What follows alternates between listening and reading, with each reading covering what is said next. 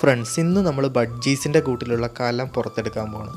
അതിനകത്ത് കുഞ്ഞുങ്ങളായി കിടക്കുന്നുണ്ട്. നമ്മൾ കഴിഞ്ഞ വീഡിയോസിൽ അതിൻ്റെ അപ്ഡേഷൻസൊക്കെ ഇട്ടതാണ്. ഇപ്പോൾ ഇതേ അടുത്തൊരു അപ്ഡേഷനുമായിട്ടാണ് വന്നിരിക്കുന്നത്. ഇതിലാകെ 5 എഗ്ഗാണ് ചെയ്തിരിക്കുന്നത്. അതിൽ 5ഉം ഹാച്ചായി കുഞ്ഞുങ്ങളായി കിട്ടിയിട്ടുണ്ട്. അതിൽ ഈ ഒരു യെല്ലോ കളറാണ് നെസ്റ്റ് ഔട്ട് ആകാനായിട്ടുള്ളത്.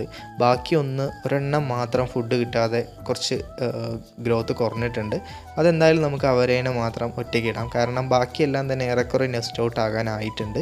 അതുകൊണ്ട് തന്നെ നമ്മളതിൽ 2 എണ്ണത്തിനെയൊക്കെ പുറത്തിറക്കിയപ്പോഴേക്കും അവരന്നേ ദിവസം വൈകുന്നേരം തന്നെ ഫുഡ് എടുക്കാൻ റെഡി ആയിട്ടുണ്ട്. അവർ ഫുഡ് കഴിക്കാൻ ട്രൈ ചെയ്യുന്നുണ്ട്.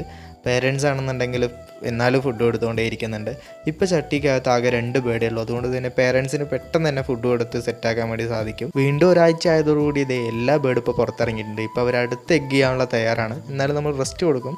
അപ്പോൾ പുതിയ ബേഡ്സ് എല്ലാം നമ്മളുടെ കൂട്ടിൽ നിന്ന് നെസ്റ്റ് ഔട്ട് ആയിട്ടുണ്ട്. ഇത്രയാണ് നമ്മുടെ വീഡിയോ ഇഷ്ടമായിരിക്കാനും ചാനൽ സബ് ചെയ്യാനും മറക്കല്ലേ.